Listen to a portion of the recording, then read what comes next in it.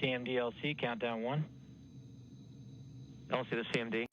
Yeah, you go for step 385. You can transfer Cygnus to launch mode. LC CMD, in work. 2. LC, this is prop 2 and countdown 1. OCCS configured for no adjustment to fuel level. At T-minus 16 minutes and counting, those calls from the Range Control Center engineers for Northrop Grumman indicate that the fuel loading for the Antares rocket is at the proper level, into stable replenish now. No adjustment for fuel required this evening, and Cygnus is about to go on internal power. Tonight's launch kicks off a very busy period of activity at the International Space Station. Again, a launch tonight results in Cygnus arriving at the station in the wee hours Monday morning.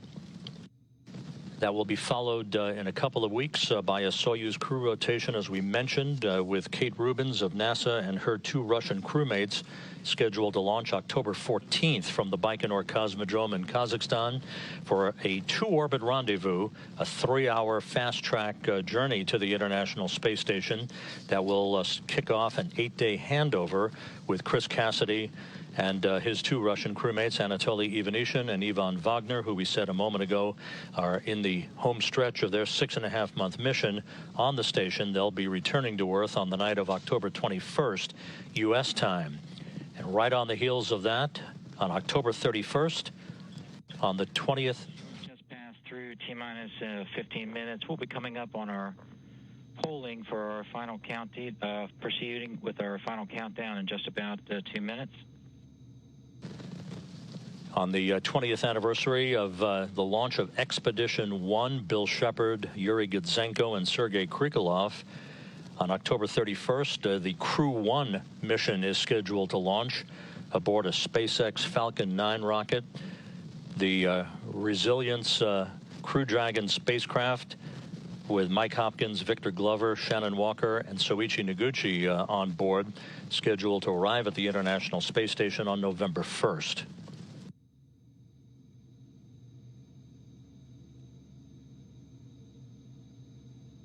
T-minus 14 minutes and counting.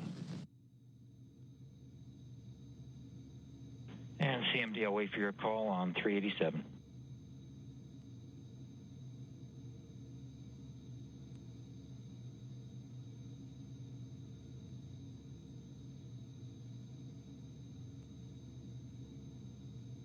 LC, this is CMD. Cygnus is in launch mode and nominal. Copy that, CMD. We'll check step 387 complete.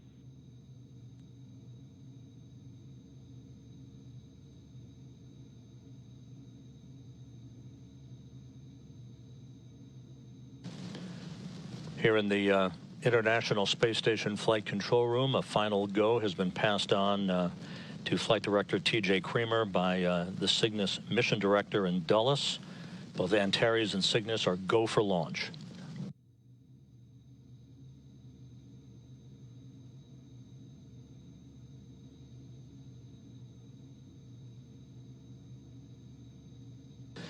At this hour, the International Space Station flying 258 miles over the South Atlantic, about to swing just to the south of the continent of Africa. Again, at the time of launch, at 8:16 and 14 seconds p.m. Central Time, the station and its 3 residents who are asleep at this hour will be flying over the southern Indian Ocean. Down 1, step 388. At this time, I want to poll to proceed with final countdown. GSO? GSO, go. RSO? RSO's go. TD? TD is go.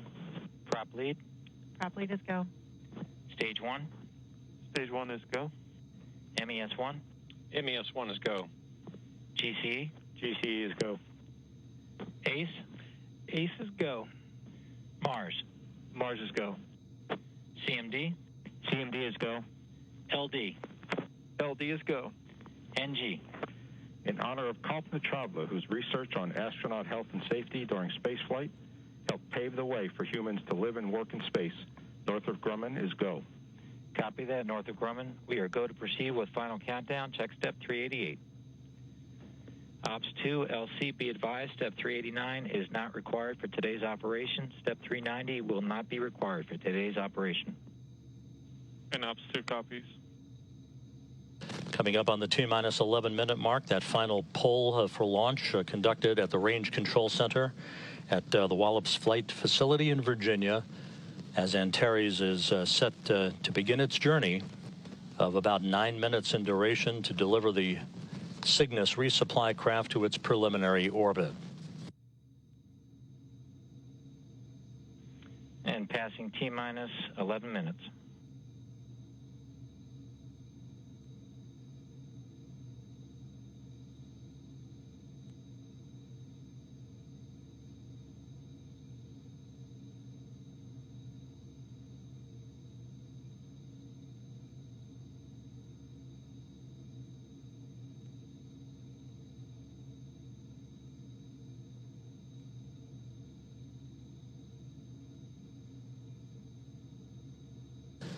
Coming up on the T-minus 10-minute mark, fuel loading complete. The weather is perfect.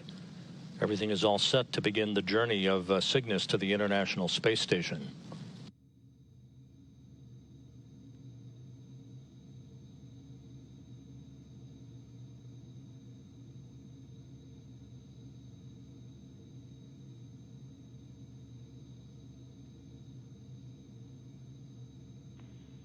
And T-minus 10 minutes.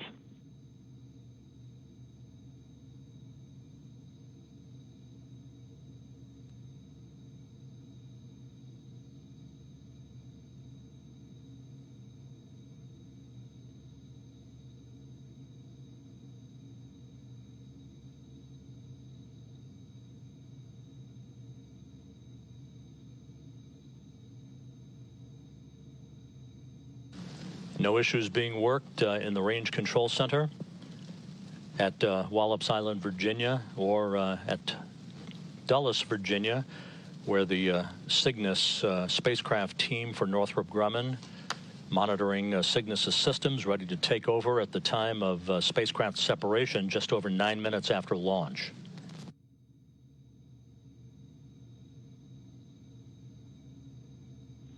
And Ops 1, step 391, enable ACS VDMs. LC Ops 1, ACS VDMs internal power on. ACS VDMs enabled, voltage nominal, and commands cleared. Copy that. Elect 1, check 391, check 392. And launch team be advised, step 393 will not be required for today's operation.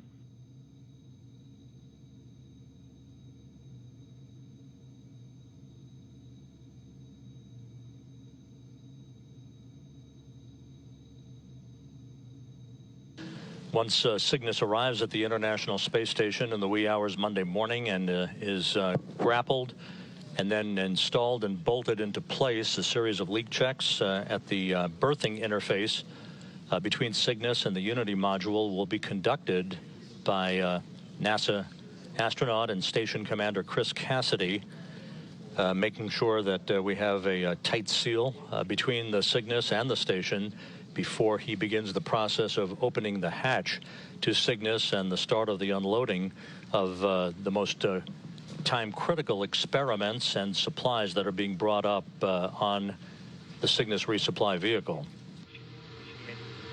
Copy, site control, check step 394. Coming up on the 7.5-minute mark until launch.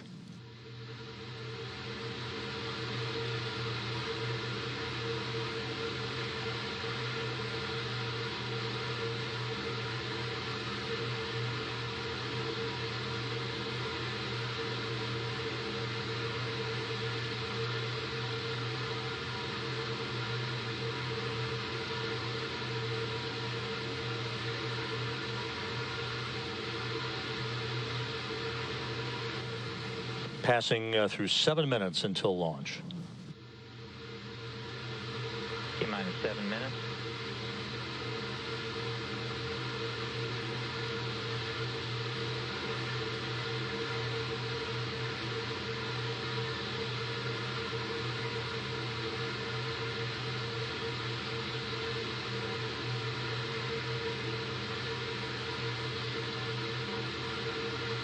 And Ops 2, you go to initialize ground ordnance power supplies. LC Ops 2, ground ordnance power supplies initialized. Ground ordnance power supplies Nominal. LC prop lead, DCSO activation verified. Copy all there, prop lead, Ops 2, elect 1, check 395, 396, and 397.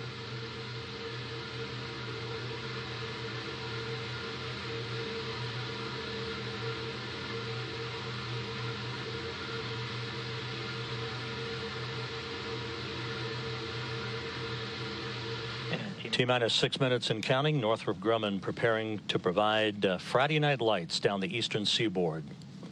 Everything is go for launch. LC Site Control, aft A ECS transfer to GN2 confirmed. Roger that, Site Control. Check step 398. And launch team be advised, step 399 not required for today's operation.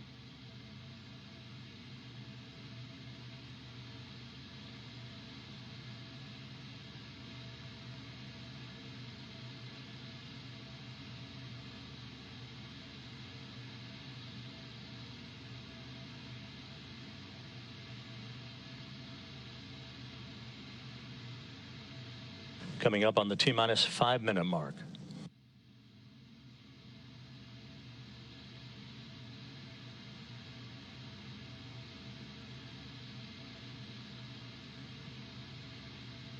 T-minus 5 minutes. Ops 1, transfer avionics to internal power. LC Ops 1, avionics internal power on. Stand by for command completion.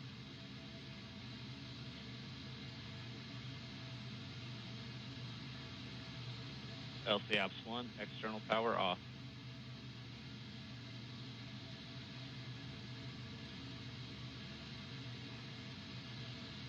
Internal power is nominal. Roger that, elect 1, Ops 1, open STS umbi loop.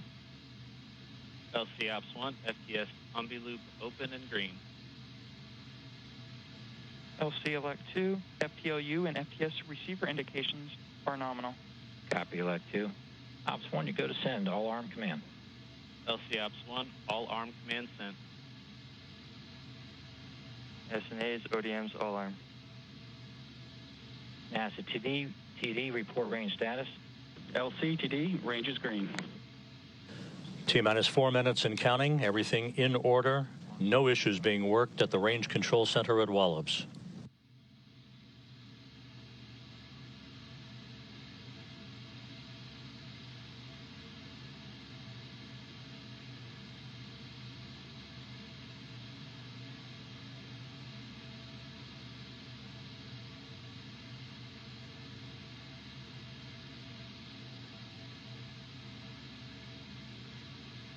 And launch team be advised, phase 3 dynamic limits will be active at T-minus 3 minutes.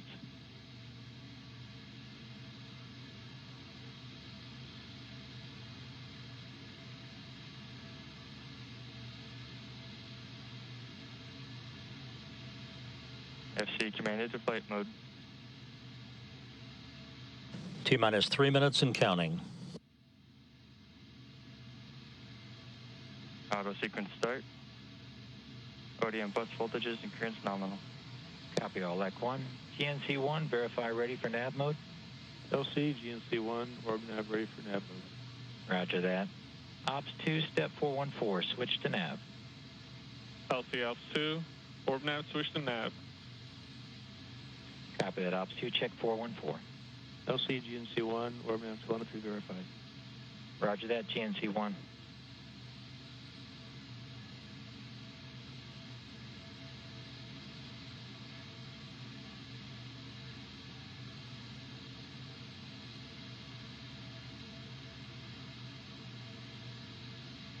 Coming up on the T-minus 2 minute mark, and Terry's systems in excellent shape, no issues. T-minus 2 minutes on my mark. Mark.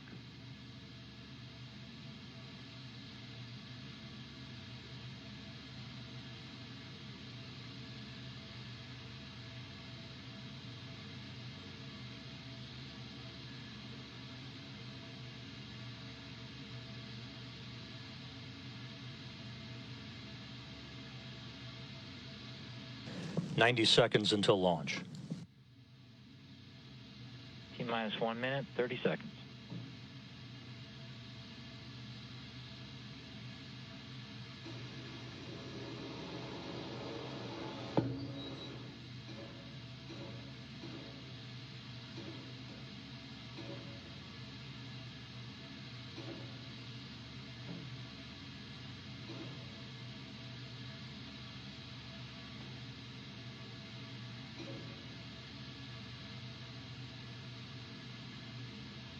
T-minus 1 minute.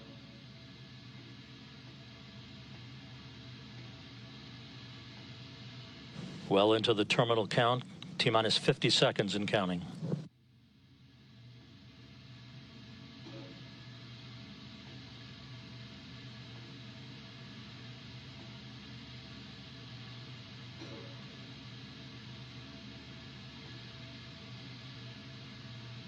T-minus 30 seconds. Mark.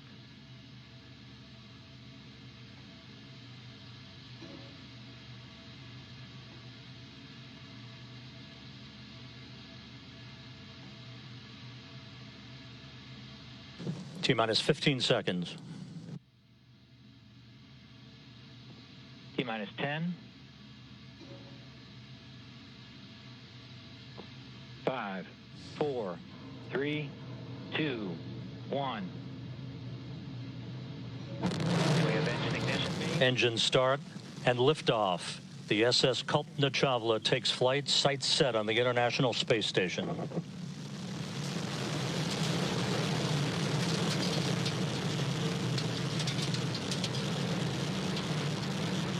Pitch and roll programmer in. Vehicle systems are nominal. Engines at 100%.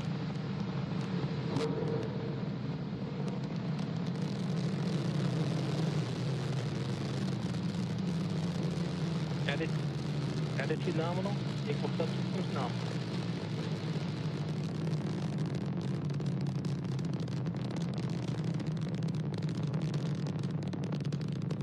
Engines are steady and nominal. 100%.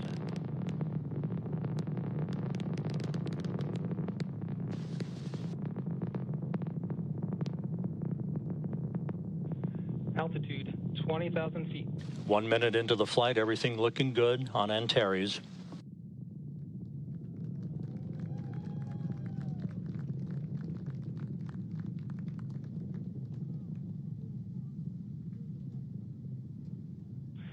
Passing through max Q, attitude nominal. Engines at 100. Antares passing through the area of maximum dynamic pressure.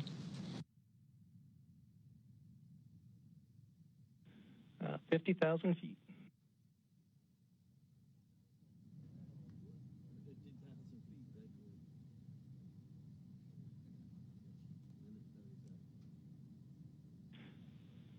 Attitude nominal. All vehicle subsystems are nominal. Coming up on the 2-minute mark into the flight, everything looking good.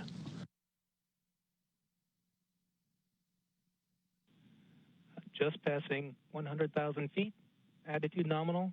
Vehicle subsystems nominal.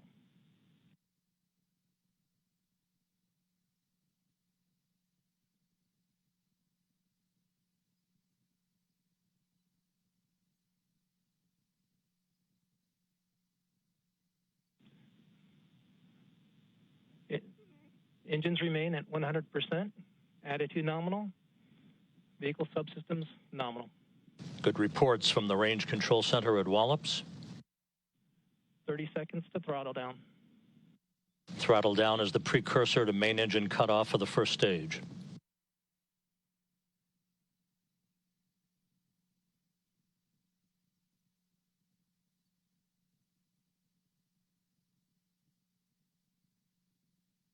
Coming up on the 3-minute mark into the flight.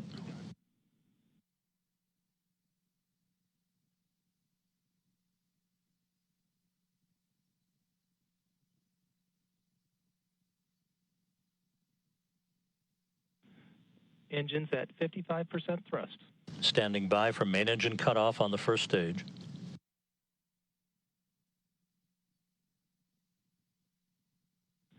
Main engine cutoff.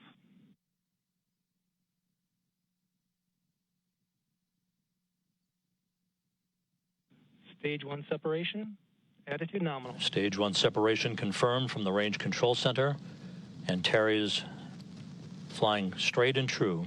Antares and coast phase until proper conditions for fairing separation and stage 2 ignition are achieved.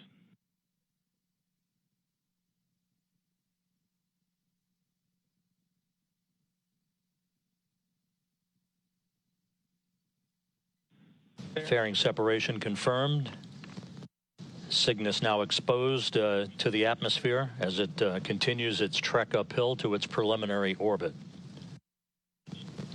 Stage 2 ignition. This will be about a 2-minute, 44-second burn of the second stage engine. Attitude nominal.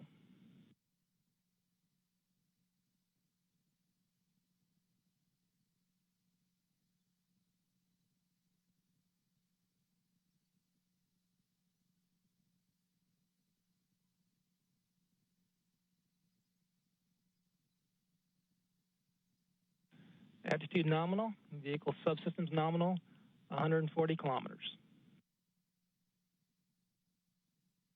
Coming up on the 5-minute mark into the flight.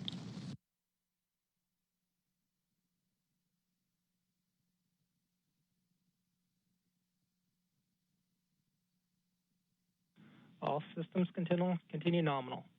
Altitude 150 kilometers.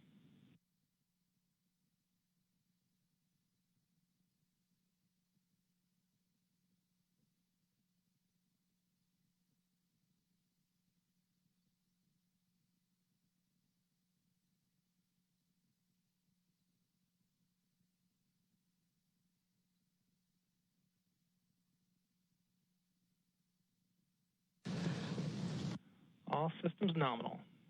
The second stage burnout is scheduled at about the 6-minute, 51-second mark into the flight. Altitude 170 kilometers, roughly 1 minute to stage 2 burnout.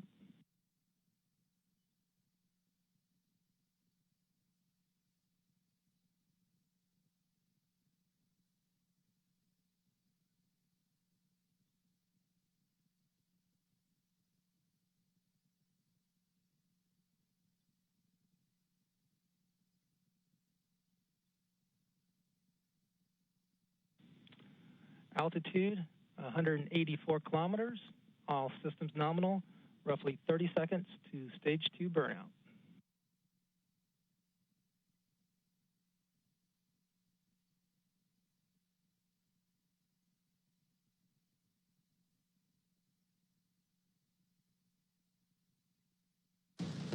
Six minutes, 40 seconds into the flight, standing by for stage 2 burnout.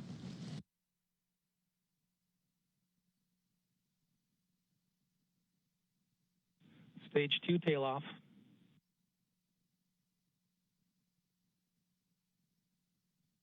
Stage 2 burnout. And Cygnus has reached the preliminary orbital insertion. Antares will coast for roughly 100 seconds prior to payload separation.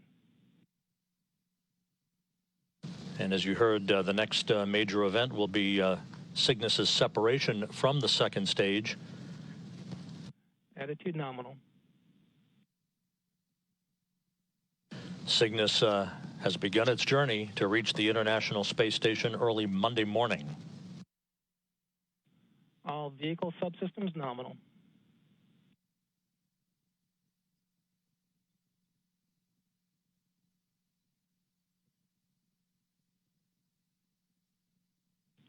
Altitude 191 kilometers, roughly 1 minute to payload separation. Liftoff occurred right on the dime at 8:16 and 14 seconds p.m. Central Time, 9:16:14 p.m. Eastern Time. The International Space Station and its 3 crew members who are asleep at this hour approaching the southwest coast of Australia.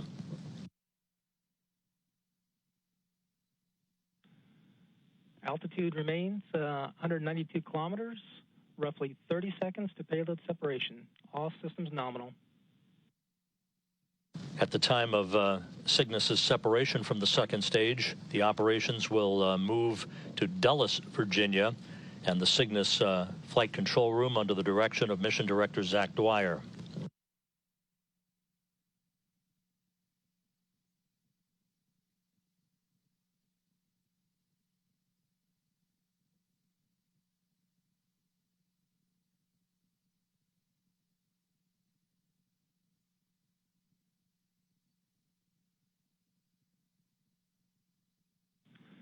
Cygnus separation. Spacecraft separation confirmed. The SS Kalpana Chawla well on its way to the International Space Station. CCAM initiated. Attitude nominal. LC, ace out. All right, Ace, great job calling it out, and great job to the Northrop Grumman and NASA Wallops and everybody else, Mars, on getting this mission off in difficult times. Okay, launch team, we're going to go ahead and proceed now with our post-launch checklist. And prop lead, I assume 425 is already started.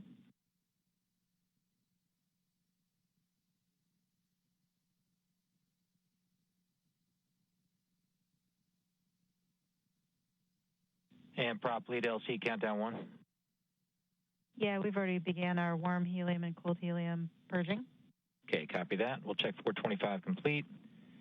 GNC 1LC, step 426. Let me know when you've provided the Antares state vector to Cygnus. LC GNC 1, state vector submission and work. Okay, copy and work. LC. Go ahead, LD. LC, this is LD. I'd just like to thank the launch team for an outstanding effort. Way to go, team. Thank you, Mars, NASA, and the Antares launch team. Oh, and Cygnus, too. So thanks, everybody. Great job. Carry on, LC. Thank you, LD.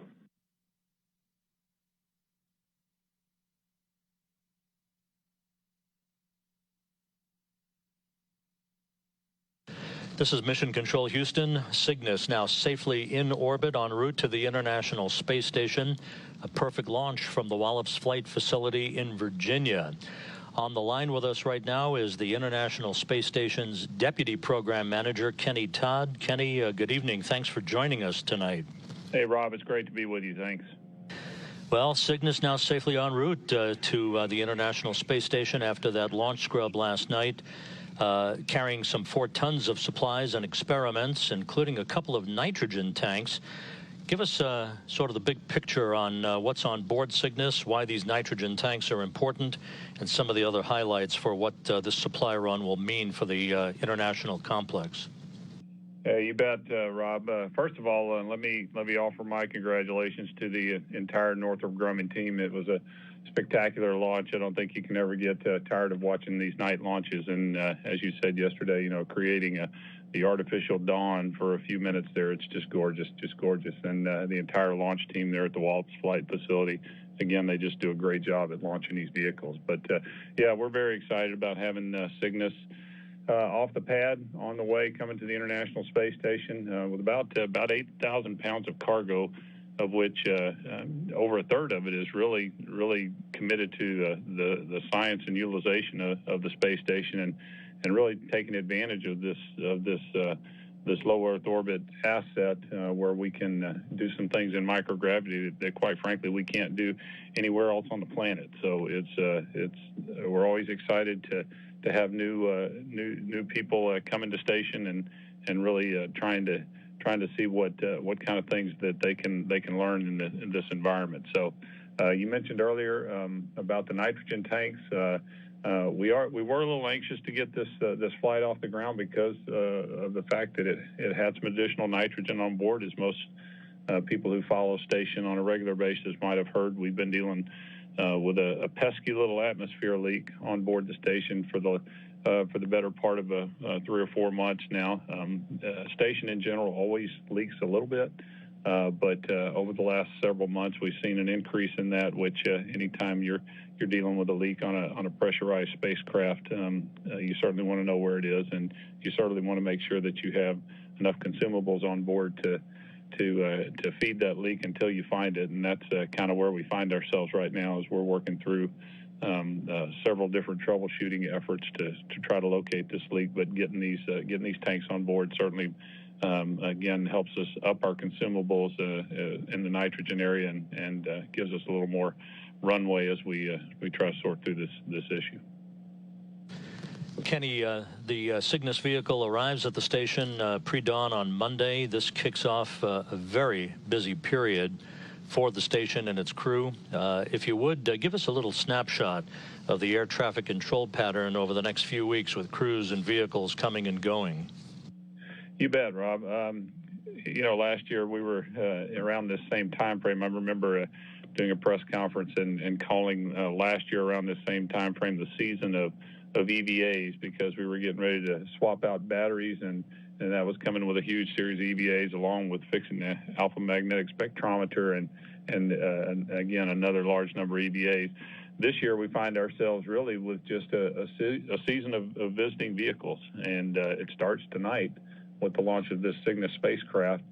We'll get it on board here Monday morning, and then on the 14th of October, we'll see our next Soyuz spacecraft with our next crew coming to the space station. That particular spacecraft will actually perform a 2-orbit rendezvous on its way to the space station, which hasn't been done before with a crewed spacecraft. So we're pretty excited to see how all that works. And again, it'll be pretty amazing when you think about a crew launching from the ground here and roughly 3 hours later being on the International Space Station. So we're excited. That's coming on October the 14th. And then about a week later, on the 21st, Chris Cassidy and his 2 Russian crewmates will return to Earth after their approximately 6-month stay on board the station.